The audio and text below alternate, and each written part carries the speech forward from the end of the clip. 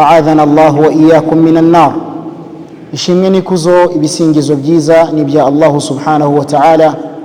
Allah we uduhaye ubuzima kugeza ku munota w'akakanya. Turi mu kwezi kwa Ramadan, ukwezi kurimo ijoro ryiza kuruta amezi igihumbi, ijoro ryiza kuruta imyaka 83 irenga. Iryo nta rindi joro uretse ko ari ijoro rya Lailatul Qadr. Turi mu bihe byiza, dusaba Allah subhanahu wa ta'ala yuko yaduha imbaraga zo kubasha gukora ibikorwa Allah yishimira, ku buryo Ramadan izatubera igihe cyo gusarura ingabire n'impuhwe za Allah subhanahu wa ta'ala. Nkuko mubimenyereye abo tubana muri darsa yo kuwa kane guhera salatul maghrib kugeza salatul isha, muri Ramadan tuzajya twiga kuri salatul asr insha Allah. Muri Ramadan darsa yo kuwa kane maghrib yimukira asr mu gihe cy'ukwezi kwa Ramadan, kubera yuko ntabwo byakunda ko twagira darsa nyuma ya maghrib kandi abantu baba bagiye gufuturu. Ni nayo mpamvu iyi darsa yimukiye kuri salatu al-asr. Igitabo twiga hano ni igitabo kizwi nka Umdatul Ahkam cy'umumenyi Abdul Ghani al-Maqdisi rahimahullah, aho turi bukomereze kuri hadithi tugezeho ya 82 muri iki gitabo. قال المصنف رحمه الله umwanditsi akomeza agira ati: عن أبي هريرة رضي الله عنه أنه قال: كان رسول الله صلى الله عليه وسلم إذا قام إلى الصلاة يكبر حين يقوم، ثم يكبر حين يركع، ثم يقول: سمع الله لمن حمده، حين يرفع صلبه من الركعة، ثم يقول وهو قائم: ربنا ولك الحمد، ثم يكبر حين يهوي، ثم يكبر حين يرفع رأسه، ثم يكبر حين يسجد، ثم يكبر حين يرفع رأسه، ثم يفعل ذلك في صلاته كلها حتى يقضيها، ويكبر حين يقوم من الثنتين بعد الجلوس. رواه البخاري ومسلم. isomo turimo nanone ni isomo rijyanye n'iswala, niryo dukomeje kwiga kugeza uyu munota w'akakanya. Hadithi tumaze gusoma ni hadithi yakiriwe na Abi Huraira radiyallahu anhu, Allah mwishimire.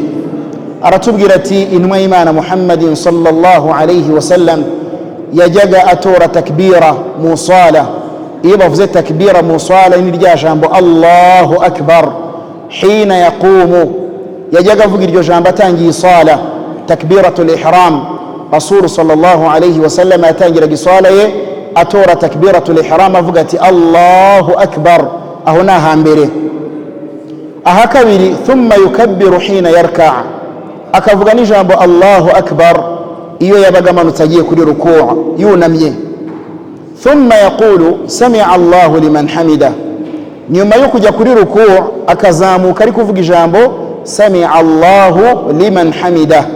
Iri jambo twasobanuye ko hari abayisilamu barivuga nabi bakavuga samiya, ntabwo ari samiya Allahu, ni sami'a. Iyo uvuze samiya ubusobanuro buhita buhinduka, icyo gihe ibyo ubuvuze biba bipfuye. Uba ugomba kubivuga nk'uko biri, ukavuga sami'a, hariho ayin ntabwo ari ya, ni sami'a Allahu. Liman hari abavuga minal, ni amakosa, bavuga liman hamidahu. Intumwa y'Imana sallallahu alayhi wa sallam iyo yavuga kuri ruku' yazamukaga maze kunama akazamuka ari kuvuga ijambo sami'a Allahu liman hamidah. Hina yarfa'u sulbahu, hina yarfa'u sulbahu, yabaga ari kuzamura umugongo we sallallahu alayhi wa sallam. Muri sunna ni byiza yuko iryo jambo sami'a Allahu liman hamidah urivuga uri kuzamuka, apana kubanza ukazamuka ukagerayo ukabona kurivuga, ahubwo ibyiza ni ukuzamuka uri kurivuga. Hina yarfa'u sulbahu min ar-rak'ah, thumma yaqulu wa huwa qa'imun, yamara guhagarara yemye sallallahu alayhi wa sallam akavuga ati rabbana walakal hamdu, rabbana walakal hamdu. Biremewe kuvuga rabbana walakal hamdu, ubwo ni uburyo bwa mbere. Biranemewe kuvuga rabbana lakal hamdu udashyizemo wawu, rabbana lakal hamdu nabyo rasulu yarabikoreshaga sallallahu alayhi wa sallam. Biranemewe kuvuga allahumma rabbana lakal hamdu, nabyo biremewe. Nkuko binemewe kuvuga allahumma rabbana walakal hamdu, nkuko binemewe kuvuga rabbana walakal hamdu hamdan kathiran tayyiban mubarakan fihi. Bikaba binemewe kuvuga urenza uti mil'u samawati wa mil'u al-ardi وملء ما شئت من شيء بعد أهل الثناء والمجد أحق ما قال العبد وكلنا لك عبد اللهم لا مانع لما أعطيت ولا معطي لما منعت ولا ينفع ذا الجد منك الجد. izo mvugo zose mvuze intumwa y'Imana sallallahu alayhi wa sallam ajyaga zikoresha iyo bagazamutse kuri sami Allahu liman hamida avuye kuri ruku'u sallallahu alayhi wa sallam. Thumma yukabbiru hina yarfa'u ra'sahu, hanyuma hangaha nyuma yo kuzamuka kuri sami Allahu liman hamida thumma yukabbiru hina yahwi. Intumwa y'Imana sallallahu alayhi wa sallam nanone yatoraga takbira iyo yabaga amanutse hasi kuri sujud. Muri make iyi hadithi tutangiriyeho ni hadithi twigisha umuyisilamu ni ryari avuga ijambo Allahu akbar mu swala, ni ryari ijambo Allahu akbar ubivuga uri mu swala, ari byo byitwa takbir. Takbir ni ugukuza Imana. Allahu akbar bisobanuye ngo Allah aruta buri kimwe cyose kiriho. Walidhalika yanbaghi lilmuslimi an yantiqa bihadhihi alkalima wa huwa yastash'ir ma'naha. Birakwiye ku muyisilamu yuko yarakwiye kuvuga rino jambo ari no gutekereza ubusobanuro bwaryo, apana kubivuga utabyitayeho. Vuga Allahu akbar uri gutekereza ku busobanuro bw'iri jambo. Allah niwe uruta buri kimwe cyose kiriho. Ni ryari ijambo Allahu akbar turivuga turi gusari? Aha mbere twavuze no gutangira swala takbiratul ihram, aha kabiri ni igihe ugiye kuri rukura unamye, aha gatatu ni igihe uzamutse bwo ntabwo urivuga ahubwo uvuga sami Allahu liman hamida. Hanyuma wahita ushaka kumanuka sujud ugiye kubama hasi, naho umanuka uvuga ijambo Allahu akbar uri kujya hasi, aho ngaho n'ahandi. Thumma yukabbiru hina yarfa'u ra'sahu, hanyuma iyo ugeze sujud nanone iyo ugarutse ugiye kwicara ya nyicaro umuntu yicara hagati ya sijda ebyiri, nabwo iyo ugiye kwicara hari hagati nabwo uvuga Allahu akbar, nabwo uvuga Allahu akbar. Thumma yukabbiru hina yasjud, hanyuma ukongera kuvuga uti Allahu akbar nanone uri gusubira kuri sujud. Nyuma yaho thumma yukabbiru hina yarfa'u ra'sahu, hadithi ratubwira ati intumwa y'Imana sallallahu alayhi wa sallam ikongera ikavuga Allahu akbar izamutse nanone ivuye sujudu ya kabiri. Thumma yaf'alu dhalika fi salatihi kulliha hatta yaqdiyaha. Intumwa y'Imana sallallahu alayhi wa sallam iri jambo yakomezaga kurivuga mu swala ye yose kugeza iswala irangiye, havuyemo kuri sami Allahu liman hamida honyine niho atabivugaga azamutse avuye kuri ruku, ariko ahandi yasigaye hose yakoreshaga ijambo Allahu akbar. Ni naryo jambo rigaruka mu swala kenshi cyane, takbir, gukuza Allah subhanahu wa ta'ala no guhamya yuko ari uruta buri kiremwa cyose, ari nawe usumba buri kimwe cyose kiriho. Hanyuma hadithi gakomeza ivuga iti wa yukabbiru hina yaqumu min ath-thintayn ba'da al-julus. Intumwa y'Imana sallallahu alayhi wa sallam yanavugaga ijambo Allahu akbar izamutse ivuye kuri tashahhud. Tashahhud ni cyagiye uba wicaye kuri tahiyat, التحيات لله والصلوات والطيبات. iyo usoje tashahhud ukazamuka hejuru kuri aka gatatu, nabwo intumwa y'Imana sallallahu alayhi wa sallam yazamuka agavuga ijambo Allahu akbar. Iyi hadithi yakiriwe na Bukhari na Muslim. Qawluhu fi hadithi Abi Hurairah radiyallahu anhu, umwanditsi rahimahullah aratubwira ati muri iyi hadithi mu masomo dukuramo, isomo rya mbere bayislam dalilun ala wujubi takbiratul intiqal. Takbiratul intiqalat, izi takbira dutora mu swala Allahu akbar Allahu akbar Allahu akbar zo kuva ku gice kimwe ujya ku kindi ni wajib, ni itegeko mu bintu utegetswe gukora uri gusari. Walidhalika umuislamu yagiye kuri ruku akajyayo gusa atavuze Allahu akbar abaretse kimwe mu byo ategetswe kuvuga ari gusari.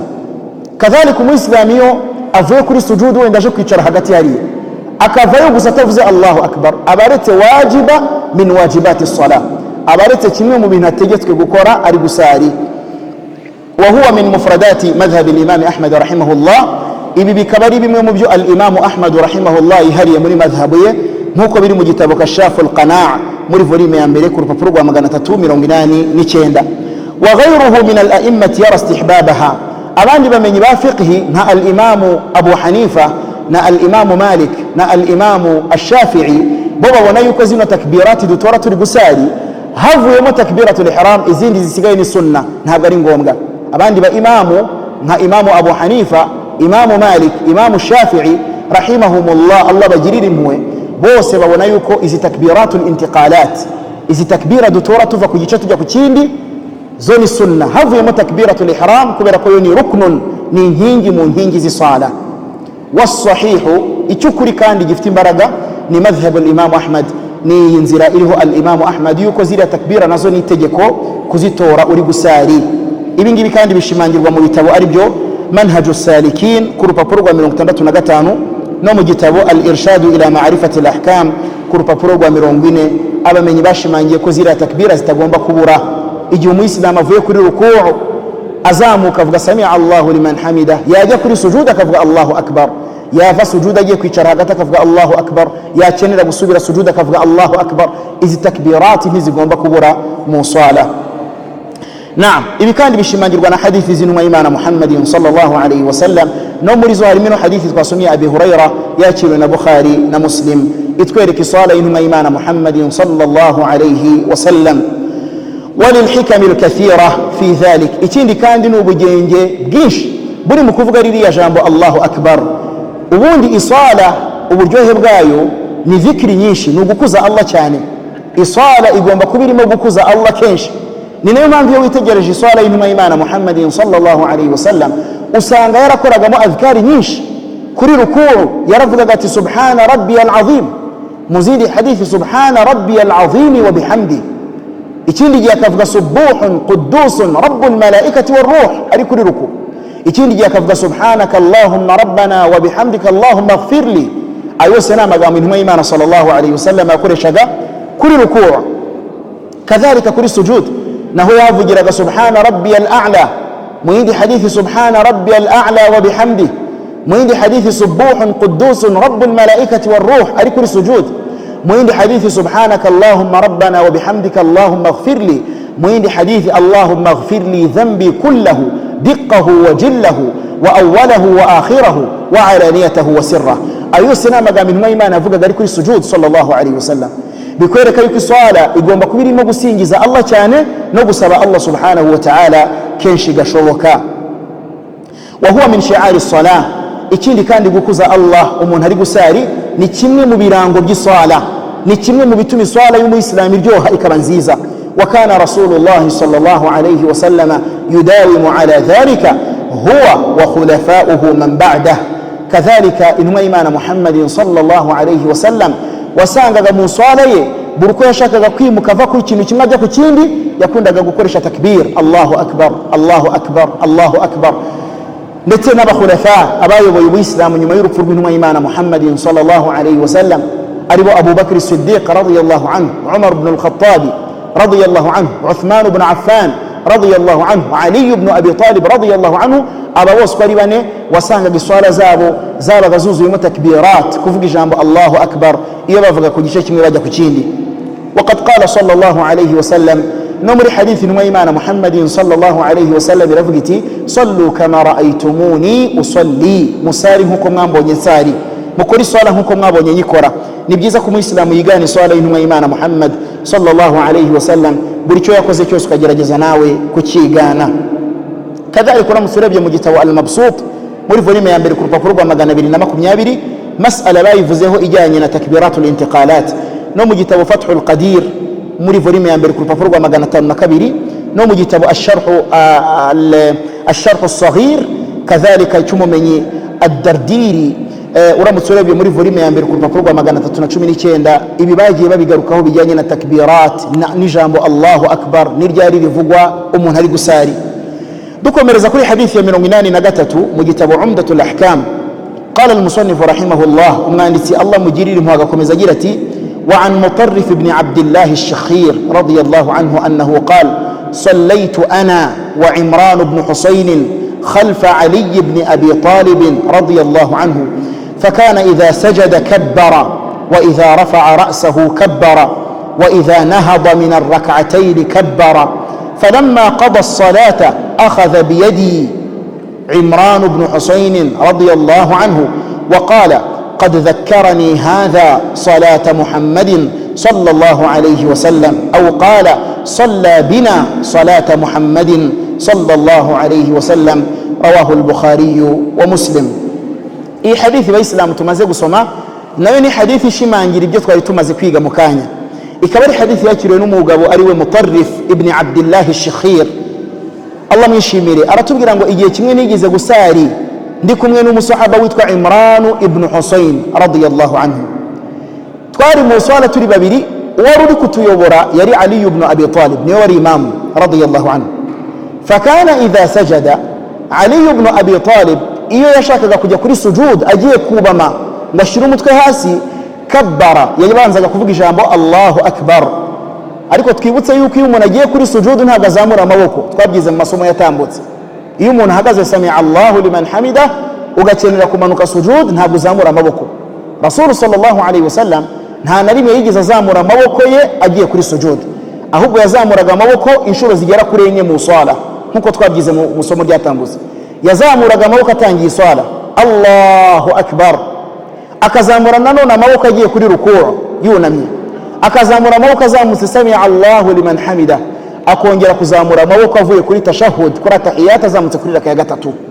Aho izo ngizo ni inshuro enye intumwa y'Imana sallallahu alayhi wasallam yazamuraga amaboko mu swala. Kadhalika mu swala zifite raka ebyiri, icyo gihe yazamuraga ku nshuro ya kane ryari azamutse kuri raka ya kabiri, azamutse kuri raka ya kabiri.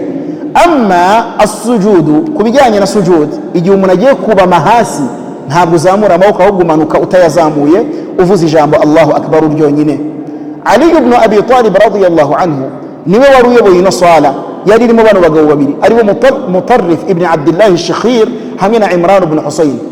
Aratubwira ati twari turi nyuma ya Ali ibn Abi Talib, yajya kuri sujud akavuga Allahu akbar, wa idha rafa'a yazamuka no kuri sujud azamutse nabwo akavuga Allahu akbar, wa idha nahada min ar-rak'atayn yasoza raka ebyiri za mbere zibanza asoje tahiyat azamutse kuri raka gatatu nabwo akavuga Allahu akbar. Falamma qada as-salata, amaze kubayobora iswali irangiye, akhadha biyadi Imran ibn Husayn. Mutarrif wakiri hadith aratubwira ati Imran yahise amfata ikiganza arangije ambwira no magambo, arambwira ati qad dhakkarani hadha salata Muhammadin sallallahu alayhi wasallam, ati uyu mugabo dusengesheje Ali ibn Abi Talib wallahi anyibukije swala y'intumwa y'Imana Muhammad sallallahu alayhi wasallam. Bisobanuye ngo Ali ibn Abi Talib biyakoze byakozwe n'ubundi n'intumwa y'Imana Muhammadin sallallahu alayhi wasallam. Wasangaga iyo yabaga agiye sujudi yaravugaga Allahu akbar, yava yakongera akabivuga, yazamuka kuri raka ya gatatu akavuga Allahu akbar, gutyo gutyo. Bityo rero izi takbirat, izi ijambo Allahu akbar ryari mu swala y'intumwa y'Imana Muhammadin sallallahu alayhi wasallam. أو قال صلى بنا صلاة محمد صلى الله عليه وسلم. شك الراوي واتري حديث يجيز بشيدي كنيا أرفقتي كانوا يرفزتي صلى بنا صلاة محمد أدو سينجيش صلاة لين إيمان محمد صلى الله عليه وسلم أدو سينجيش. ولذلك علي بن أبي طالب رضي الله عنه ييغانا بصلاة لين إيمان نبى الصحابة بادر جزايقي غاني صلاة يا رسول صلى الله عليه وسلم. قوله في حديث مطرف، muri hadith ya Mutarrif radiyallahu anhu haramwe bajya bakora ahubwo yamaraga gusara kamanza gatuza aho gatoya sallallahu alayhi wasallam. Hadith irangira gute? Irangira tubwiye ngo qariban minas sawa'i, byose wasangaga bijya kungana. Bimaana umwanya Rasul yamaraga ahagaze mu swala wajyaga kungana n'umwanya yamaraga kuri rukuu, wajyaga kungana n'umwanya yamaraga kuri sami Allahu liman hamidah, bikajya no kungana n'ubundi n'umwanya yamaraga kuri sujud, n'ubundi bikajya no kungana n'umwanya yamaraga kuri tahiyat. Qariban minas sawa, iswala ya Rasul yose ibice byose byajyaga kungana. Apana ibi byacu tugira ibyo bita naqratu dik, warawo ni isake kwa kundi biri kudoma iri gutora umuceri. Hari abantu bajya kuri sujud ukagira ngo ni nk'isake iri gutora umuceri, agakubitaho umutwe gutya itazamuka ukagira ngo nagatenesi. Ibi ngibi bayislam, ibi ngibi mu swala na makosa. Abantu bidunda kuri sujud agakubitaho umutwe kugira umutwe wahindutse agatenesi, agikubita itazamuka. Ibi ni imikino. ولذلك intumwa y'Imana sallallahu alayhi wasallam muri hadith yabwiye abasahaba ngo se mbabwire umujura mubi kuruta abandi bajura bose.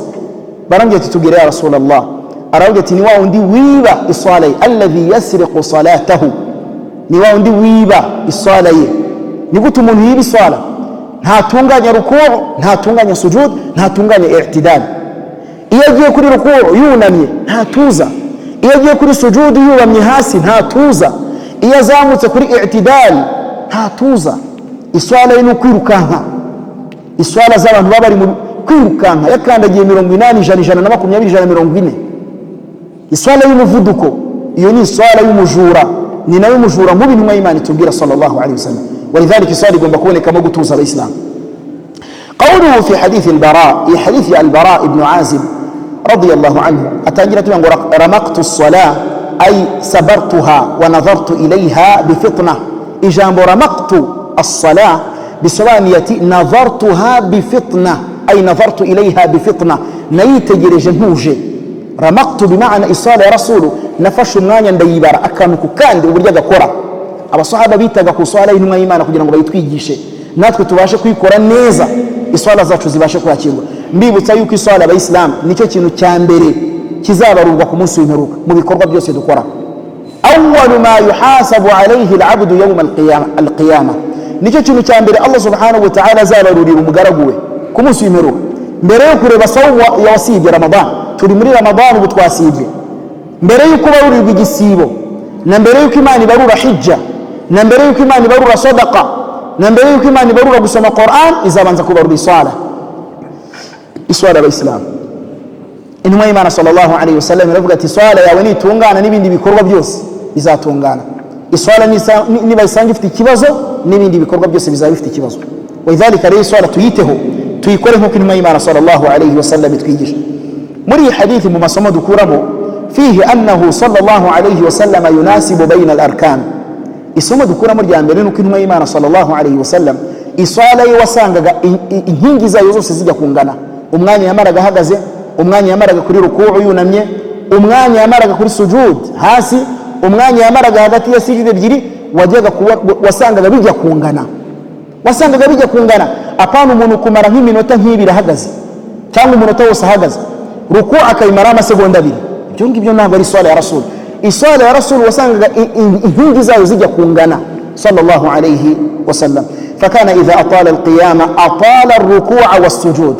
Wasangaga intumwa y'Imana sallallahu alayhi wasallam iyo yatindaga hejuru ahagaze yatindaga no kuri ruku'u, agatinda no kuri sujud. Niyo yihutaga ahagaze yanihutaga muri ruku'u, akanihuta muri sujud. Wadhalika Abdullah ibn Mas'ud radiyallahu anhu aratubwira ngo nasenganye n'intumwa y'Imana sallallahu alayhi wasallam salata al-layl, iswala ya nijoro, qiyamul layl, tahajjud. Kuri raka ya mbere asoma suratul Fatiha, amaze kuyisoma itasoma suratul Baqara. Asomye suratul Baqara, Ibn Mas'ud aratubwira ngo nibwiraga yuko ari buze gusoreza kuri aya ijana zonyine byibura. Ageze kuri aya ijana muri suratul Baqara arakomeza kugeza ubwo yisomye yose arayirangiza. Tukiri kuri raka ya mbere, akimara kurangiza suratul Baqara yinjira muri Al Imran yose arayisoma arayirangiza. Raka ya mbere ntabwo barajya kuri ruku'u, ahita yinjira muri An-Nisa arayisoma yose arayirangiza. Ayubwo na majuzi atanarenga yasomye kuri raka ya mbere yonyine gusa Rasul sallallahu alayhi wasallam muri qiyamul layl. Hanyuma usobanura iyi hadithi y'iswala y'intumwa y'Imana atubwira ati kandi n'ubundi ruku'u ye iyo twajyaga kuri ruku'u tukunama tukajya no kuri sujud naho yahatindaga umwanya n'ubundi ujya kungana n'umwanya twamaraga duhagaze. Kugira ngo wumve iswala ya nijoro y'intumwa y'Imana sallallahu alayhi wasallam. Wadhalika Ibn Mas'ud aratubwira ngo natekereje gukora fahamamtu bi amri su, natekereje gukora ikintu kibi ndifata. Baramubaza ngo icyo kintu kibi washatse niki? Arabe nashatse kumusiga ngo nigendere, ariko ngira isori kuba ari intumwa y'Imana sallallahu alayhi wasallam. Wadhalika iswala ya Rasul iyo yatindaga ahagaze yatindaga no muri ruku'u, bitandukanye n'izi swala zacu za qiyamul layl, tarawih. Abayimamu basarisha tarawih. Alhamdulillah uyu munsi muri darasa harimo wenda abahufadha basoma Qur'an, muri mwebwe harimo abafite amana indagizo yo gusarisha abayisilamu. Usanga usoma ari buze gusoma impapuro ebyiri zose, ahagaritse abayisilamu asoma impapuro ebyiri mashaallah page enye, ariko najya kuri ruku'u akigera agahita avayo. Ibyo ni amakosa. Iswala ya Rasul iyo yatinzaga abantu ahagaze no kuri ruku'u yatindagamo agakora azkar. Apana ibyo kwiruka ugeze kuri ruku'u na sujud, naho fata umwanya utuze. Ni nayo mpamvu nyankunda kubwira abantu ngo ntabwo ikigamijwe muri tarawih hari kwirukanka ngo Qur'an uyisome yose irangire. La, hatta nubwo wasoma page imwe ariko abantu bagasaba iswala batuje, icyo nicyo kigamijwe. Kandi wa kanat qira'atuhu mutarassila. Wakiri hadith aratubwira ngo iswala ya nijoro y'intumwa y'Imana sallallahu alayhi wasallam niwumva yarasomye Al-Baqara agasoma Al Imran agasoma An-Nisa kuri rakimwe, ntugire ngo yarirukankaga yasomaga hadr. Igisomo cyo kwirukanka bakita hadr, ntabwo aricyo gisomo yasomaga, ahubwo ngo wakanat qira'atuhu mutarassila, yagendaga gake. Ngo idha marra bi ayatin fiha tasbih, iyo yageraga kuri aya irimo tasbih yafataga umwanya akabanza agasingiza Imana subhanallah subhanallah subhanallah, biremewe mu swala ya sunna. Wa idha marra bi ayatin fiha takbir, ngo yageraga muri aya akagera kuri aya irimo gukuza Imana yabanzaga kuvuza Allah, Allahu akbar, Allahu akbar, Allahu akbar. Iyo yageraga muri aya irimo la ilaha illallah yafataga umwanya kwanza akavuga la ilaha illallah. Iyo ni sala y'intumwa y'Imana sallallahu alayhi wasallam ya nijoro. Idhalika tarawih, twebwe abantu bacu bafashe yuko sunna muri tarawih hari hadr, igisomo cyo kwiruka. Cyo ngibyo ni khilaf na sunna y'intumwa y'Imana sallallahu alayhi. Soma utuje hatta nubwo asoma page imwe kuri raka, ariko abantu bumve uburyohe bw'igisomo. Iyo niyo sunna, abantu bumve uburyohe bw'igisomo. Niyo mpamvu ndibuka i Madina tukiga twajyaga dusarira ka 20 muri tarawih. Biremewe kuba abantu barenza raka 11 biremewe nta kibazo. Hatta kugiye cya Umar ibn al-Khattab basaraga raka 30 zirenga. Walidhalika ntacyo bitwaye na hadithi rango salatu al-layli mathna mathna, isala nijoro ni raka ebyiri. Rasul ntabwo yigize ashyiraho limite, ahubwo yavuze ebyiri kugeza aho unaniriwe. Hatta nubwo wasari igihumbi ntacyo bitwaye, kugeza aho unaniriwe nta kibazo. Watinya yuko al-fajr igiye kwinjira ugakora witr, icyo nicyo cya mbere. Wallahu a'lam. Wadhalika twajyaga dusenga raka zigera kuri 20, ariko ugasanga kuri buri raka aba imamu basoma page imwe, ariko iyo page asoma akayisoma neza. Yagera kuri maddu alwajib almuttasil, maddu yitegeko akayumvikanisha, harakati esheshatu akazisoma, amasegonda 6 kuri madda akayiha ukuri kwayo. Wala dallin, ila madda ni maddu yitegeko igomba guhabwa ukuri kwayo, itagomba kuba yagirwa ngufi. Hari maddu zitegeko zitagomba kugirwa ngufi. Hatta ba'd al-qurra, bamwe mu bamenyi ba Qur'an babasomyi nka Nafi' umwe mu basomyi ba Qur'an, wabona yuko maddu yitegeko itayihaye ukuri kwayo ubuhindi ubusobanuro bwa Qur'an ukabona icyaha. Walidhalika abantu bagomba kwitonda nka maddu yo kujambo wala iriya madda ni itegeko kuyisoma, ni itegeko kuyisoma. Walidhalika amategeko ya Qur'an ni itegeko kuyitaho abayisilamu. Wa fa ya ayyuha al-huffaz, yemwe basarisha abayisilamu bafashe Qur'an mu mutwe, mumenye ko ingi yari amana. Nujya kusarisha abayisilamu ntukarwane no kubona gusa usoza tarawih wirukanka gusa, ahubwo uzumenya ko ari amana. Al-imamu daminun, yani hadith, al-imamu damin, imamu azabazwa swala azabayobora, azabazwa vitensi ashiramo na speed azikorana, azabibazwa imbere ya Allah. Al-imamu damin wal muadhdhinu mu'taman, ndetse nutora adhana nawe afite amana, afite indagiza azabazwa. Natora adhana mbere y'igihe abantu bagasiburuka igihe kitaragera nawe azabazwa imbere ya Allah subhanahu wa ta'ala. Walidhalika al-imama amana, kuyobora abantu mu swala ni amana, ni indagizo itagomba kuzamo jokes cyangwa kuzamo ibintu by'amablague byo kwirukanka. Mujya mubona utuvideo muri Ramadani twateye aho abantu bakina bazana imikino mu swala, basanga umuntu ari gusarisha Allahu akbar, Allahu akbar, Allahu akbar, Allahu akbar, atora salam. Biriya ni imikino, na buri wese ukina ziriya komedi imbere ya Mwenyezi Mungu ibihano biramutegereje. Ziriya komedi n'umuntu wese ukora share akabunza buriya bu video akabuha abandi ngo baseke, ziriya blague mu Islam ni blague za shaytan, ntabwo byemewe gukinira mu swala. Iswala niyo sha'iratun kubra, nicyo kirango gikuru cy'Ubuislamu kuruta ibindi birango byose nyuma shahada, nyuma yo kuba Umuislamu. Ziriya blague abantu bazanye zo gukinira mu swala, hari n'ibindi uzabona twatu video twateye, usanga umugore ashaka gushwana n'umugabo, yajya gutangira kugira ibyo amubwira agahita atangira gusara, umugore akicara akamutegereza, yatora salama agatangira kuvuga undi nagatumeza gusa, kugeza aho akwereka bigezaho umugore asinzira kubera ubu yasaye swala nyinshi cyane. Iriya mikino yose mu Uislamu ni icyaha, ntabwo byemerewe kuzana blague nka ziriya mu swala. Iswala ni ibada, ntabwo izanamo ibintu byo gutebya no gukina. Ushaka gukina azajya gukina n'ibindi, hapana gukina ni swala.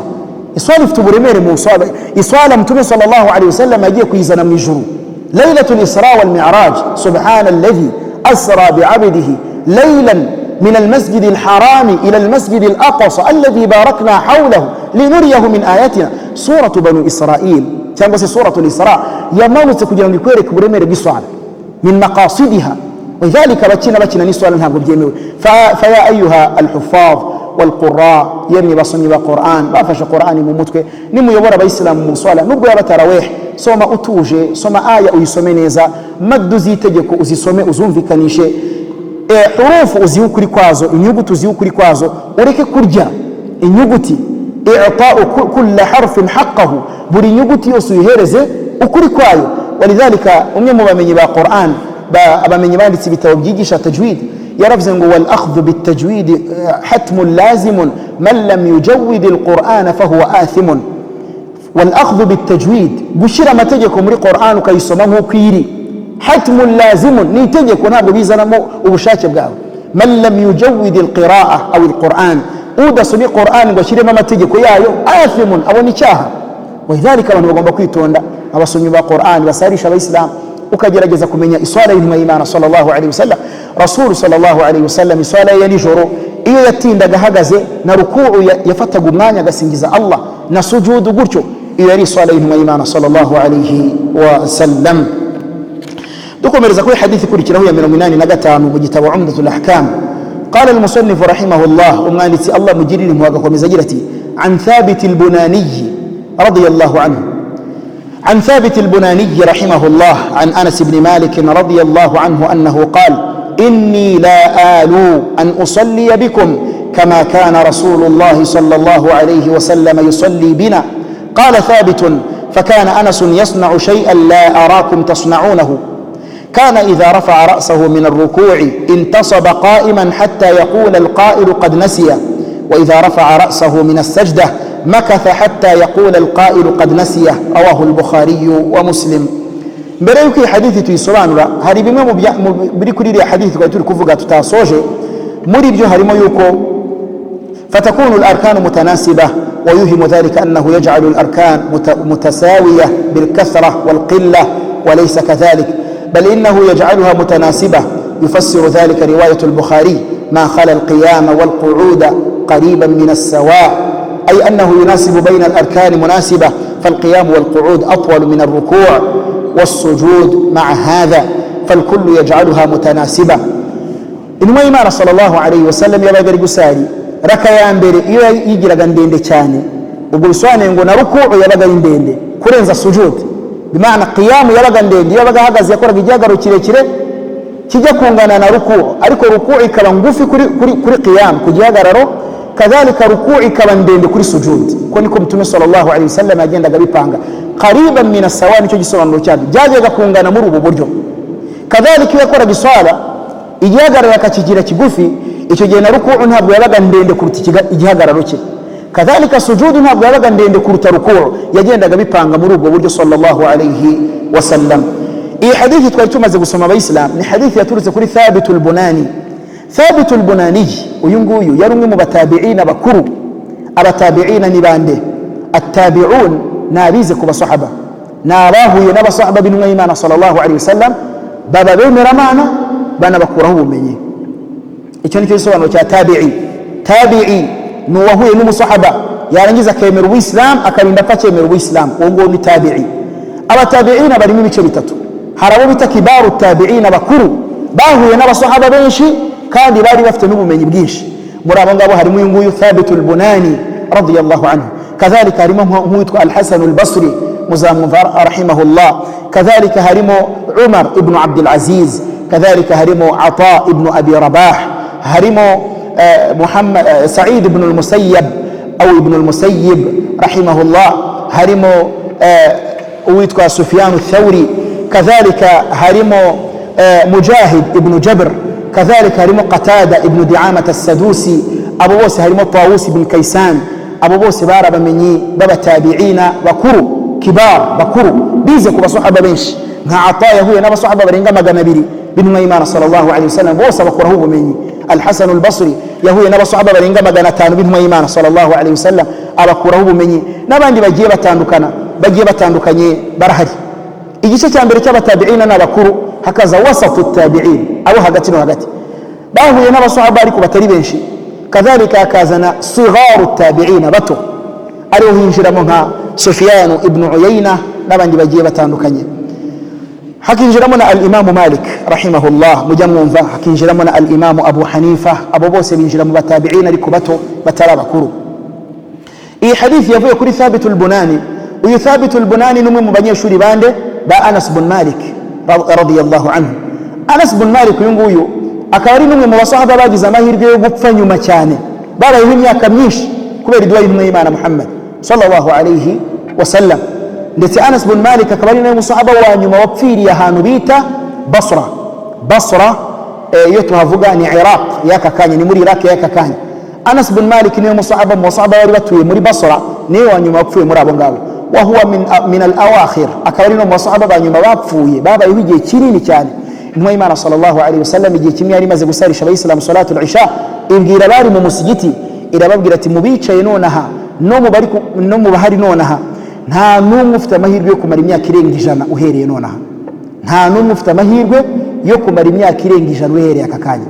Walidhalika abasahaba bari bari muri uwo musigiti muri iyo sala nta numwe warengeje iyo myaka koko nkuko intumwa y'Imana yabivuze.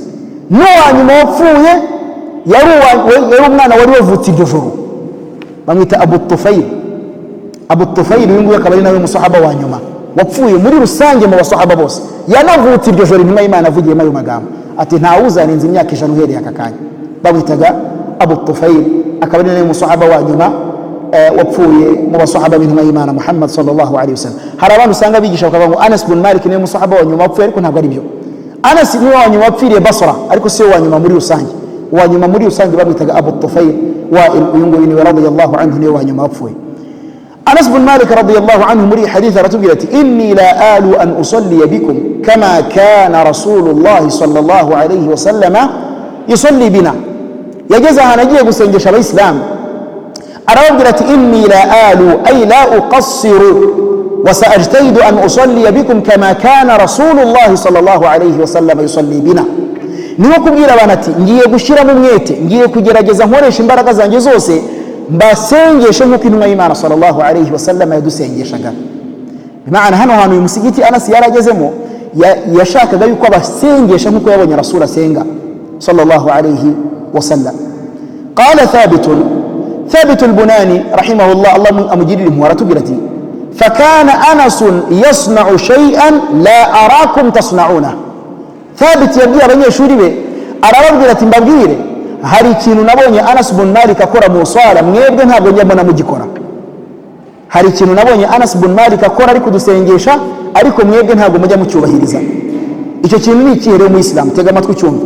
Kana idha rafa'a ra'sahu min ar-ruku'i, Anas bin Malik yazamuraga umutwe avuye kuri ruku', sami'a Allahu liman hamida, intasaba qa'iman, yarahagararaga kema gatinda, hatta yaqula al-qa'ilu qad nasiya.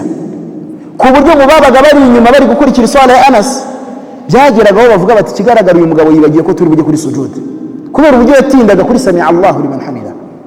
Bya bindi usanga abayisilamu rero bazamuka bahita bamanuka. Ni mwumvi swala yaranze abasahaba b'intumwa y'Imana. Anas bin Malik radiyallahu anhu yasengesheje abayisilamu paka mu bari barimo harimo Thabit. Yabwiye abanyeshuri be arababwira ngo mwarimu wacu Anas hari ikintu yakoraga yakuye ku ntumwa y'Imana ntajya mbona mukora. Icyo kintu ni ikihe? Iyo yazamukaga avuye kuri ruku'u ngo yarahagararaga kema hatta yaqula al-qa'ilu qad nasiya, ku buryo hari umuntu mu babaga bari inyuma wibazaga ati ikigaragara uyu mugabo yibagiwe ko turi bujye kuri sujud twubama.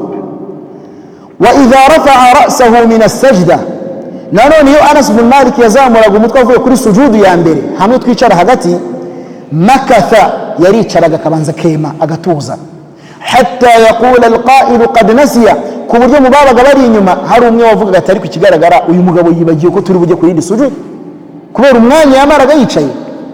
Walidhalika izi swala zaba basahaba zabaga ari swala zuzuyemo khushu' kwibombarika wa tumanina nituze. Apana izi swala zacu z'iyi minsi bayisilamu zo kwirukanga nkaho wari umuntu ugufatiye inkoni ngo soza uve mu swala ugende. Turangwe n'iri tuze ryaranze abasahaba b'intumwa y'Imana Muhammad sallallahu alayhi wasallam. ومراده بذلك أن يأخذوا عنه صلاة النبي صلى الله عليه وسلم ويتعلموها منه بالفعل. ikigamijwe muri aya magambo ya Thabit yavuze nukugira ngo nawe bose bigane swala ya Anas bin Malik radiyallahu anhu, uzajya yinjira mu swala agerageza kwigana swala yaranze intumwa y'Imana Muhammad sallallahu alayhi wasallam. وذلك أبلغ كما قال رسول الله صلى الله عليه وسلم لما دعته ملائكة جدة أنس رضي الله عنه إلى الطعام فلما أكل قال قوموا فلأصلي بكم. intumwa y'Imana sallallahu alayhi wasallam rimwe yigeze gutumirwa n'umukecuru witwaga Mulaika yari nyirakuru wa Anas bin Malik, yaramutumiye yari yatetse ibiryo kugira ngo amuheho. Intumwa y'Imana sallallahu alayhi wasallam iraza, igeze muri urwo rugo irangije ibwira bari muri urwo rugo mbere yuko barya, irababwira ngo qumu fali usalli bikum, muhaguruke mbasengeshe, muhaguruke mbayobore mu swala. Limadha? kubera iki? Kugira ngo abigishe uburyo swala ya nyayo ikorwa. Iyi ari sunna. Biranemewe yuko iyo umuntu arusha abandi ubumenyi akagera ahantu abona abantu baho abarusha ubumenyi, biremewe ko babwira ati muhaguruke mbasarishe kugira ngo mbigishe swala. Ntabwo ari bibi. Ibi ngibi intumwa y'Imana sallallahu alayhi wasallam yarabikoze ubwo yinjiraga mu rugo rwa Mulaika. Kadhalika na Anas bin Malik yabikoze ari kwigisha abanyeshuri be, ndetse na Thabit al-Bunani radiyallahu anhuma, bombi Allah bishimiye we na mwarimu we Anas, bose bagiye bakora iyi sunna bigisha abandi uburyo iswala y'intumwa y'Imana sallallahu alayhi wa sallam ariteye. litata'allamu salati wa kama qala lil a'rabi lamma sa'alahu 'ani as-salah salli ma'ana. ni nayo mpamvu usanga intumwa y'Imana sallallahu alayhi wa sallam ubwo haje umugabo w'umunyacyaro uvuye kure ya Madina, al-a'rabi, nuzumva rino jambo muri hadith al-a'rabi yabisobanuye umuntu wari uturutse kure ya Madina, umunyacyaro. Kadhalika no muri Qur'ani muzasangaho Allah avuga ngo al-a'rabu ashaddu kufran wa nifaqa. utazasobanura ukavuga ngo ni Abarabu, ntabwo aricyo kigamijwe, ahubwo ni abanyacyaro, ni abanyacyaro nibo bagamijwe. muri Qur'an al-a'rabu iyo bavuzwe haba hagamijwe abanyacyaro. al-a'rabu ashaddu kufran wa nifaqa. no mu yindi aya qalat al-a'rabu amanna, aho hose haba hagamijwe abantu bava kure y'umujyi. no muri hadith iyo havuzwe al-a'rabi haba havugwa umuntu waturutse kure y'umujyi avuye mu cyaro. intumwa y'Imana sallallahu alayhi wa sallam yabwiye umugabo wari uturutse kure ya Madina w'umunyacyaro, aramubwira ngo salli ma'ana, ngwino dusengane nkwigisha uburyo iswala ikorwa. wa kama da'a Uthman biwadu'in, nkuko Uthman ibn Affan radiyallahu anhu yatumijeho amazi yo gutawaza kugira ngo yigishe abantu uburyo batawaza. biremewe kwigisha abantu iswala igihe ugeze ahantu abantu ugasanga nabinjira dini cyangwa ugasanga abantu ntibazi gusari, biremewe kubabwira ati muze dusengane, warangiza ukabayobora bakakwigiraho iswala. na Uthman ibn Affan radiyallahu anhu yatumijeho alwudu. iyo havuzwe alwudu haba havuzwe amazi yo gutawaza. iyo hashyizweho fatha alwudu ni amazi yo gutawaza, hashyirwaho dhamma alwudu yabisobanuye igikorwa nyirizina cyo gutawaza. nkuko iyo tuvuze as-sahuru tugashyiraho fatha kuri sin, tuba turi kuvuga bya biryo by'idaku turya. hanyuma iyo tuvuze as-suhuru tuba tuvuga igikorwa cyo kurya idaku. lidhalika icyarabu ni ururimi ruhenze cyane kandi rwagutse, iyo uhinduye akantu gato n'ubusobanuro buhita buhinduka. wudu ni amazi yo gutawaza, wudu ni igikorwa cyo gutawaza. sahur nayo ni ibiryo by'idaku cyangwa ifunguro ry'idaku. hanyuma suhur ni igikorwa cyo kurya idaku. Uthman ibn Affan yatumyeho amazi yo gutawaza kugira ngo yigishe abantu gutawaza. atawaza kuva aho yatangiriye kugeza aho yasoreje, arangije abwira abari bamukurikira ati uku niko intumwa y'Imana sallallahu alayhi wa sallam yatawaje. فتوضأ لهم وضوء النبي صلى الله عليه وسلم ليتعلموا منه. abatawariza wudu, abakorera wudu nk'intumwa y'Imana sallallahu alayhi wa sallam yakoraga kugira ngo bano bantu babashe kumwigaho wudu ya nyayo uburyo ikorwa. وفيه mu masomo dukura muri hadithi bayislam anna at-tuma'ninata min arkani as-salah. ituze bayislam, ituze ni kimwe mu nkingi z'iswala. gusara utuje, gusenga utuje, iki ni kimwe mu bintu byubaka iswala yawe. iyo nta tuze riri mu swala, iyo swala ibipfuye, iyo swala ibipfuye, nta thawabu wabona kugeza ugize ituze. at-tuma'ninatu ruknun fi jami'il arkani. gutuza ni inkingi mu nkingi zose z'iswala. nuvuga ngo ni ikintu kitagomba kubura mu bikorwa byose by'iswala, khususan fi hadaini ar-ruknayn alladhaini yukhillu bihima kathirun min an-nas qadiman wa haditha, wa huma ba'da ar-raf'i min ar-ruku' wa bayna as-sajdatayn wa huma ruknani maqsudani li anfusihima. bayislam, ahantu habiri abantu benshi bakora amakosa iyo bavuye kuri ruku'u bazamutse sami Allahu liman hamidah, nta tuza abantu benshi bagira hari hantu. niyo bazamutse kuri sijida ya mbere bagiye kwicara nta tuze, aho ngaho ni ukuhitondera cyane, kubera yuko iyo nta tuze uhashyize icyo gihe iswala yawe ibifite khalal, ibifite ikintu ibura kandi gishobora gutuma iswala ipfa. ibi ngibi wabisanga no mu gitabo manhajus salikin ku rupapuro rwa 66 muri icyo gitabo. tugana ku musozo, hadithi ya 86 mu gitabo umdatul ahkam. qala al-musannif rahimahullah, umwanditsi Allah mugirire impuhwe aragira ati عن أنس بن مالك رضي الله عنه أنه قال ما صليت خلف إمام قط أخف صلاة ولا أتم صلاة من رسول الله صلى الله عليه وسلم. رواه البخاري ومسلم. حديثنا يعني حديث يأتينا البخاري ومسلم. كبر حديث فكري أنس بن مالك الله ميشي مره. أنس بن مالك أكبرين من الصحابة الذين امتازوا بفتوهم هريكوكبا bari basobanukiwe iswala y'intumwa y'Imana sallallahu alayhi wa sallam kurusha abandi basahaba. Anas bin Malik ari mu basahaba bari bazi iswala ya Rasul kuruta abandi. limadha? kubera iki? kubera yuko Anas bin Malik yabanye n'intumwa y'Imana mu nzu ye imyaka 10, yabanye na Rasul sallallahu alaihi wasallam imyaka 10. Rasul sallallahu alaihi wasallam ubwo yimukiraga Madina, umubyeyi wa Anas ariwe Sulaim yazanye Anas amufasha akaboko amuzanye ku ntumwa y'Imana sallallahu alaihi wasallam, abwira intumwa y'Imana ati ya Rasulullah, yewe ntumwa y'Imana, hadha unaisun, akana agahungu kanje gato ya ka Anas yarafite imyaka 10, ghulami n'umuhungu wanje, yakhdumuka, muzanye kugira ngo gukorera akazi ko mu rugo, abane nawe yewe ntumwa y'Imana, ujye umutuma aho ushaka hose. Intumwa y'Imana sallallahu alaihi wasallam iramufata, wa hadha sharafun, iki ni cyubahiro, gukorera intumwa y'Imana ntabwo ari umugisha wabonwaga na buri wese, babifataga nk'umugisha, baraka. Kuba mu nzu y'intumwa y'Imana ni baraka abayisilamu. Anas bin Malik radiyallahu anhu aza mu nzu ya Rasul, ayimara n'imyaka igera ku 10 amukorera, amubona sari buri munsi. Walidhalika muri hadithi zijyanye n'amategeko y'iswala Anas yakiriye nyinshi kubera yuko iswala za Rasul yazibonaga buri munsi. Aratubwira ati rero, ma sallaitu khalfa imamin qattu, nta na rimwe nigeze nsengera inyuma ya imamu akhaffa salatan, wakoraga iswala yoroheye buri umwe, wala atamma salatan, kandi iyo swala ikaba yabaga ari iswala yuzuye idafite ikintu ibura min rasulillahi sallallahu alaihi wasallam, nkuko nabibonye ku swala y'intumwa y'Imana Muhammad sallallahu alaihi wasallam. Walidhalika iyi swala ya Rasul Anas atubwira yari iswala yuzuye idafite ikintu ibura, kandi yari iswala itagoranye. Izi swala eshanu dusari bayisilamu Rasul sallallahu alaihi wasallam yageragezaga korohereza abantu, zabaga ari swala zitavunanye kandi zikaba ari swala zuzuye zikozwe neza ziryoshye, nkuko Anas bin Malik radiyallahu anhu abivuga.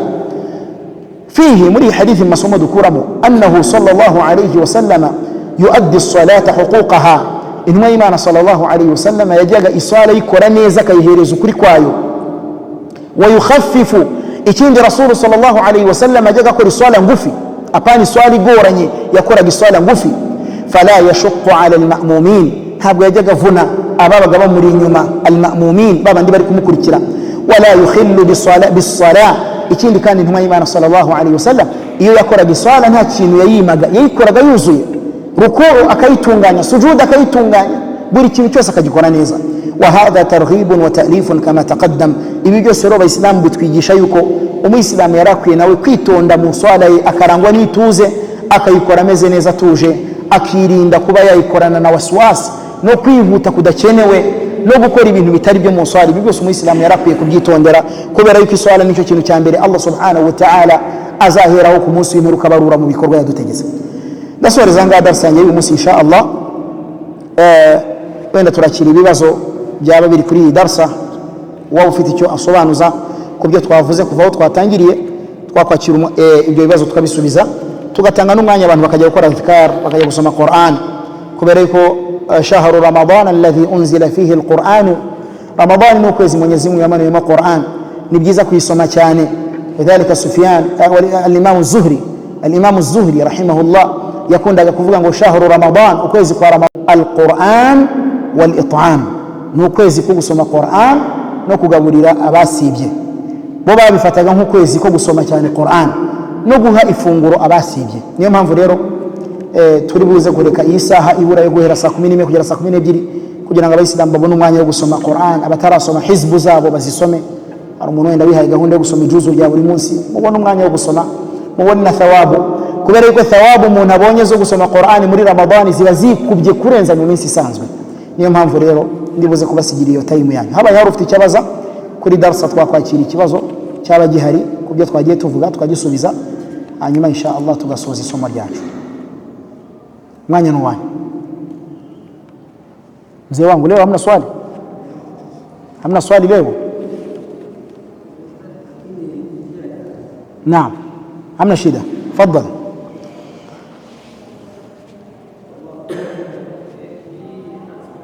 Naam.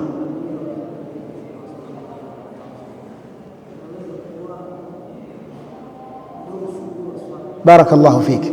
الله أكبر كبيرا وسبحان الله كثيرا وسبحان الله بكرة وأصيلا. ayo magambo yagaragaraga mu rufunguzo rw'iswala y'intumwa y'Imana sallallahu alaihi wasallam. Walidhalika muri hadithi zizewe zigaragaza urufunguzo rw'iswala, urufunguzo rw'iswala bisani ngo amagambo intumwa y'Imana avuga gatangiye gusari nyuma ya takbiratul ihram, Allahu akbar, agahita avuga ayo magambo. intumwa y'Imana sallallahu alaihi wasallam uburyo yafunguraga iswala bwari uburyo bugera kuri burindwi, no muri ubwo buryo burindwi harimo n'ubwo buryo yajyaga bukoresha. Nibyo iyo dua yajyaga yikoresha rimwe na rimwe nk'urufunguzo rw'iswala ze sallallahu alaihi wasallam. Walidhalika mu gitabo at-tanwi'u fi adhkar as-salah naragisobanuye kiri mu bice 30 kiri kuri YouTube yacu dukoresha mu bijyanye n'urufunguzo rw'iswala, uburyo burindwi mutume yakoreshaga n'ubwo buryo narabusobanuye ko burimo, ubwo buryo nabwo burimo. Bityo rero bayibukoresha nta kibazo, ariko abamenyi bakemeza ko uburyo bwiza Rasul yakoreshaga cyane kurenza ni hadithi yakiriwe na Abu Daud, subhanaka Allahumma bihamdika wa tabaraka ismuka wa ta'ala jadduka wa la ilaha ghayruka. Ubwo nibwo buryo bwagaragaye muri hadithi ya Abu Daud yuko intumwa y'Imana sallallahu alaihi wasallam yakundaga kubukoresha cyane kurenza ubundi bwose, bidakuraho ko n'ubundi wabukoresha, ariko ubwo nibwo Rasul yakundaga cyane kurenza, kuko bwuzuyemo gusingiza Allah cyane no kumutagatifuza cyane, kandi bukaba ari bugufi butagoye. Gusa nubwo waruvuze intumwa y'Imana sallallahu alaihi wasallam yarabukoreshaga wallahu a'la wa a'lam. Naam, ufite ikindi yasobanuza kuri darsa, faddal. تفضل.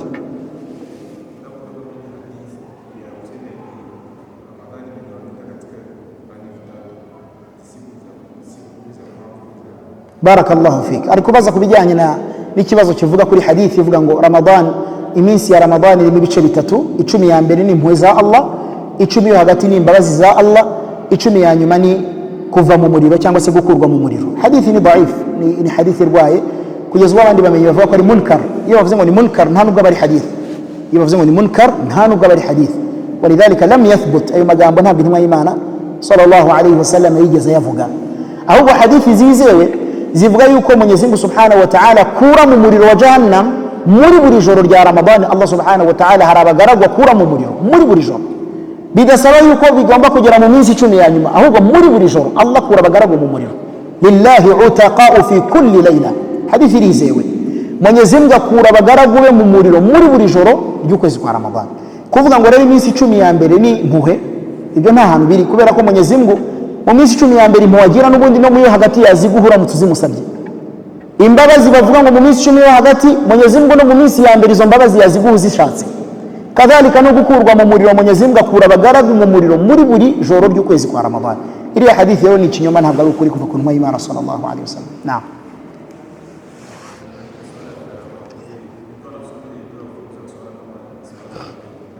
Barakallahu fik. Gusoma urufunguzo rw'iswala biremewe, yaba ari mu swala z'itegeko ni swala za sunna. Walidhalika intumwa y'Imana sallallahu alaihi wasallam mu swala ze za nijoro hari urufunguzo yakundaga gusoma cyane rw'iswala, no muri rwo yajyaga akunda kuvuga ati wajjahtu wajhiya lilladhi fatara as-samawati wal arda hanifan musliman wa ma ana min al-mushrikin. N'urufunguzo rurerure cyane rufite n'izindi dua zirukurikira, yajyaga ruvuga mu swala ze za nijoro, kadhalika yajyaga asoma urundi rufunguzo rwitwa Allahumma anta nuru as-samawati wal ard anta qayyumu as-samawati wal ard, narwo yajyaga rukoresha. Walidhalika rero gusoma urufunguzo rw'iswala yaba ari mu swala z'itegeko no mu swala za sunna biremewe. Ikindi twibutsa nuko urufunguzo rw'iswala ni sunna, utarusomye iswala iremerwa nta kibazo, utarusomye iswala iba imeze neza nta kibazo, ariko urusomye bikaba byiza kurenza. Wallahu a'la wa a'lamu. Naam, faddal.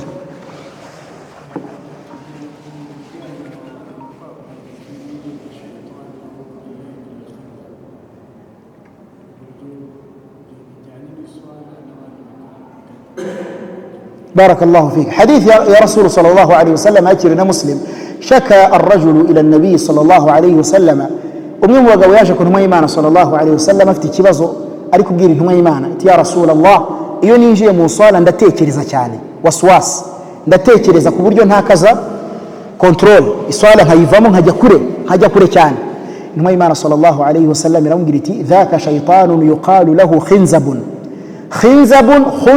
khanzabin, byose biremewe ukiraho fatha na kasra na dhamma, zose ni hadithi zaraje. Ni shaytani itesha umutwe abantu mu swala, bayita khinzabe, bakanayita khanzabe, bakanayita khunzab bil fathati wal kasrati wad dhamma. Iyo shaytan uyu mugabo yarafite ikibazo cy'uko imutesa ituma atekereza byinshi. Intumwa y'Imana sallallahu alayhi wasallam iramubwira iti fa idha ahsastaha, nuzajya uri mu swala ukumva ibyo bitekerezo byaje ni byinshi, fata'awwadh billahi minhu, uzajya uvuga ati a'udhu billahi min khanzab, a'udhu billahi min khanzabin, cyangwa a'udhu billahi min khunzabin, cyangwa a'udhu billahi min khinzabin, byose biremewe. Watfil an yasarika thalatha, hanyuma ucire ku rutugu rwawe rw'ibumoso, uhindukire ucire hano ku rutugu rw'ibumoso uri gusarika ngahe gatatu. Ntabwo umuntu acira amacarwe, ahubwo n'utuntu dukiya gususora. Ku muntu wese ufite ikibazo mu swala cyo gutekereza byinshi na waswasi nyinshi, icyo gihe urahindukira ugacira hano gatatu, ukavuga a'udhu billahi min khinzab, ugakomeza iswala yawe. Uko niko bimeze rero, wallahu a'lam. Uwo mugabo aratubwira ati iyo nama intumwa y'Imana sallallahu alaihi wasallam yampaye nayishyize mu bikorwa kuva uwo munsi nkazajya nsara intuje nta bitekerezo byinshi ngira, wallahu a'lam. Naam, faddal.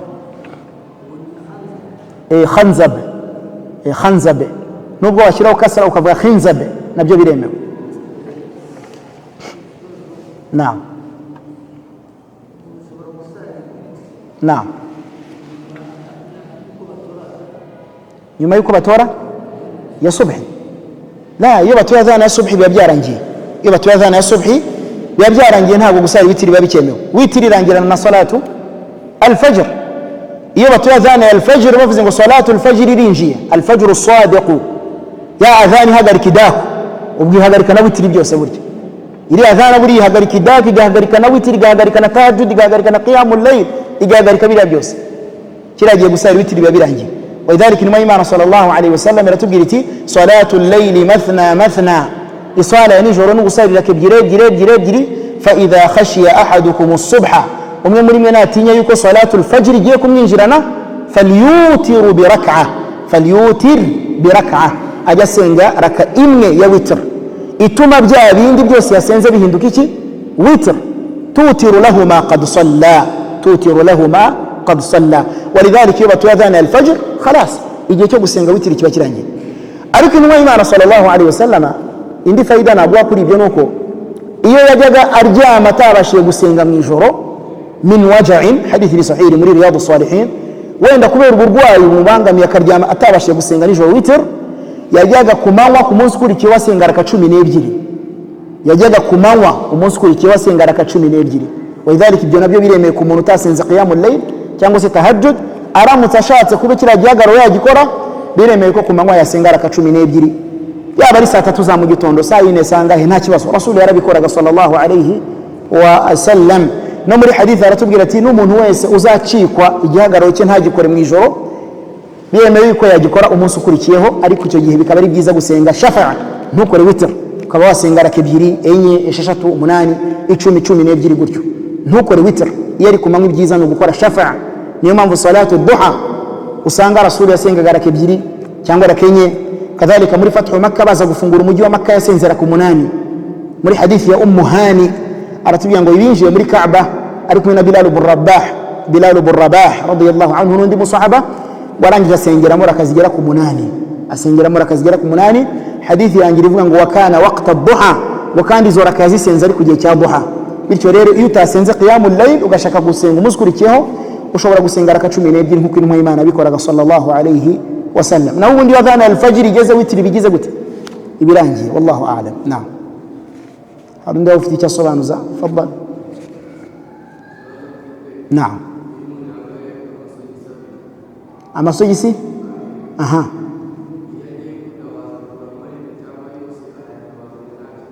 naam. Iyo umuntu amasogisi ayambaye akaba ari amasogisi wambaye ameshe afite isuku kandi afite umubiri ukomeye ku buryo ari amasogisi utari buhanagure ngo amazi yinjire, akaba ari amasogisi wahanagura amazi ntagire ku mubiri imbere, ukaba wanayambaye watawaje, ubyumve neza, ukaba wanayambaye ufite wudu, ubyumve neza aho ngaho. Icyo gihe biremewe yuko iyo umaze gutakaza wudu ukajya gutawaza ntabwo yakuramo, ahubwo uhanaguraho hejuru, uhanaguraho hejuru ku kirenge cy'iburyo, ugahanaguraho no ku kirenge cy'ibumoso hejuru, utarinze yakuramo. Kondisiyo wazumvishe, ugomba kuba wayambaye watawaje, ugomba no kuba wayambaye nayo ubwayo afite isuku, ataguyeho najisi, ataguyeho umwanda. Ayo masogisi kandi agomba kuba ari amasogisi atwikira kugeza hejuru y'utubumba nkore. Twa dusogisi turi munsi ya tuno dutsitsino, munsi y'utubumba nkore, turiya dusogisi ntabwo byemewe kuduhanagura uri gutawaza. Agomba kuba ari amasogisi atwikira ikirenge cyose kugeza byibura hejuru y'utubumba nkore. Izo ni zimwe muri kondisiyo twarabyize hano muri kino gitabo mu somo rijyanye almashu ala alkhuffain, guhanagura kuri khofu ebyiri. Abari bahari twarabisobanuye ku buryo burebure. Uyu musore n'umwe mashallah mu batendinga darsa, abaye yarahari ndakeka yarahari twabyigaga inshallah, twarabisobanuye aciyeho nk'amezi 3 tubyize. Walidhalika rero icyo nicyo gisubizo ko musore wacu wabaje yarangije ararangara, yabaje yarangije arirangarira. Iyo baje urarangara, yewe iyo umuntu abajije arakurikira ntabwo arangara. Bityo rero amasogisi ahanagurwaho nayo ngayo, hanyuma ukayahanaguraho nkuko biri muri hadithi al-Mughira ibn Shu'bah radiyallahu anhu atubwira ati igihe kimwe nari ndi kumwe n'intumwa y'Imana sallallahu alayhi wasallam, fatawadda aratawaza fa ahwaitu li anzi'a khuffayhi, nunama kugira ngo mukuriremo khofu yari yambaye, faqala da'ahuma fa inni adkhaltuhuma tahiratayn. Intumwa y'Imana sallallahu alayhi wasallam ngo irambwira ati zihore ntuzinkuremo kubera yuko nazambaye mfite wuzu, famasaha alayhima, ahita azihanaguraho. Walidhalika guhanagura ku musogisi biremewe, ariko agomba kuba yujuje ibyo ngibyo nkubwiye. Wallahu a'lam. Naam, undi waba ufite icyo asobanuza faddal.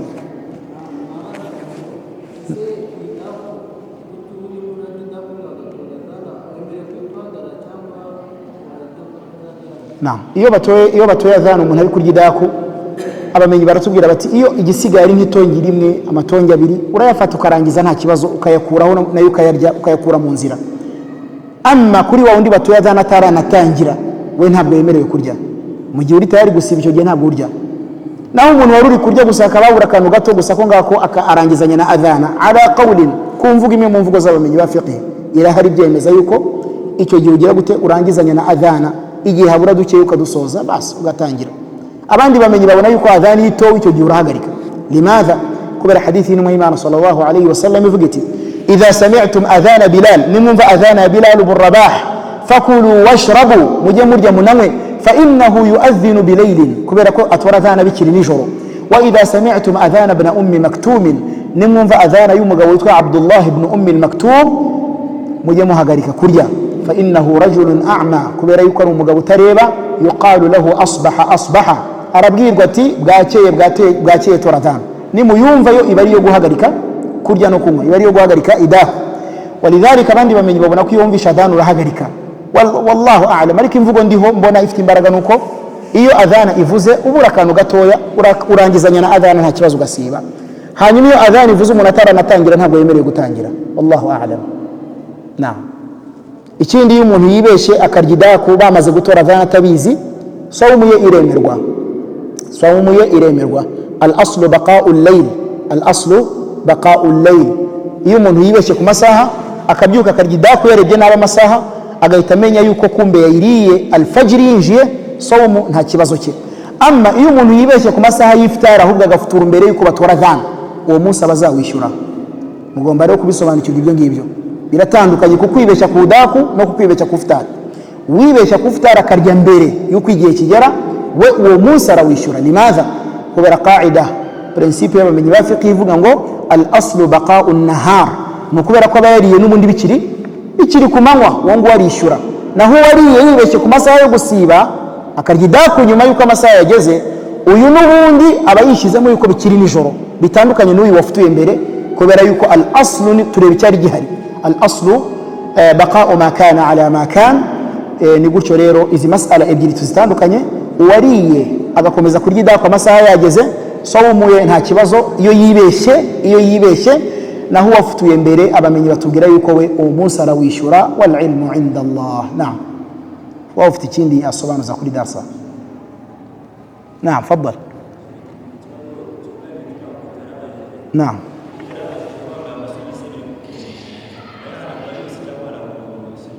la bahanagura abiri twabisobanuye, ntabwo bibaho guhanagura rimwe, ntabwo bibaho guhanagura rimwe. Abiri uvuga mbese ni ukwambara rimwe ukongera kwambara irindi. Ibyo bikorwa n'abasore b'abajeni mashallah, ntabwo nabitekereje ko ari byo ari kuvuga. Hari umuntu wambara amasogisi gutyo se, kwambara rimwe ukongera ugashyiramo rya kabiri. Ala kullin uhanagura n'ubundi nta kibazo kuri iryo riri inyuma rimwe. Ntabwo aruba ngo warikuramo ngo uhanagure kurya imbere, wahanagura kuri iryo rimwe birahagije. N'ubundi bifata hukumu y'umuntu wambaye bande yavunitse bakamuzirikaho bande, n'ubundi ahanagura kuri ya bande baziritseho, kandi ntabwo yajya kuzirukura ngo ahanagure kuri kame kabanza. La, ahanagura inyuma nta kibazo. uhanagura inyuma nta kibazo bifata hukumu nk'iyo umuntu ufite isima nawe ahanagura inyuma nta kibazo insha Allah wallahu a'lam naam تفضل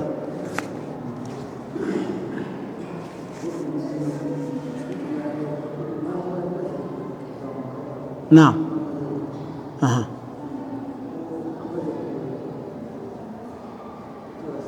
نعم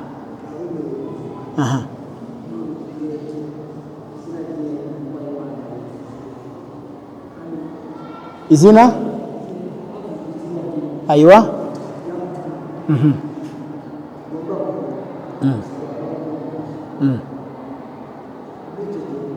barakallahu fiki musaza arakutubaza kibazo kijyanye no kuba imamu cyangwa se khatibu kwijuma yamaze kukurira mimbar agatora salam assalamu alaykum wa rahmatullah hadithi zitegeka yuko munaceceka wa man lagha fala jum'ata lahu nkuko hadithi ivuga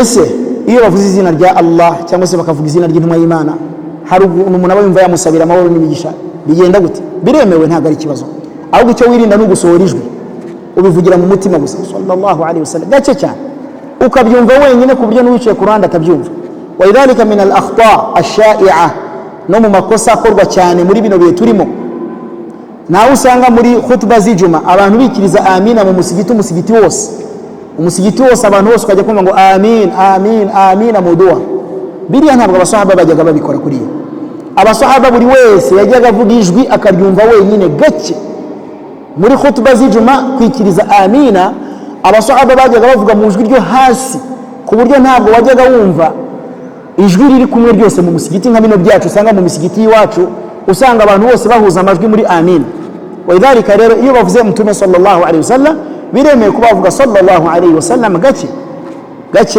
utarinze usohora ijwi nkuko abamenyi ba fiqh babigaragaje mu bitabo bya fiqh kadhalika no kuba bavuga izina rya Allah ukaba bavuga jalla jalalu gake cyane nta kosa ririmo nkuko mu swala za sunna iyo basomye alaysa Allahu bi ahkamil hakimin bamwe mu bamenyi bavuga yuko biremeye kuvuga bala uri mu swala ya sunna iswala ya sunna pani itegeko kadhalika nkuko iyo umuntu ari mu swala za sunna akagera kuri aya zikuza Allah biremeye kuvuga subhanallah alhamdulillah la ilaha illa Allah Allahu akbar nkuko rasul yabikoraga muri tahajjud ya nijoro muri hadithi ya Abdullah ibn Mas'ud twamaze gusobanura mu minota yashize bityo rero kuba wasabira mutume nta kibazo rwose ariko ukabivuga gake cyane wallahu a'la wa a'lam wallahu a'la wa a'lam na'am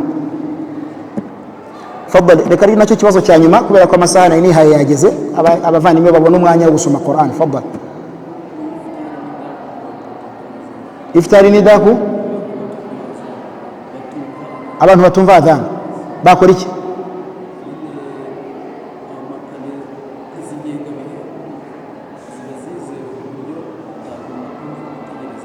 barakallahu fiki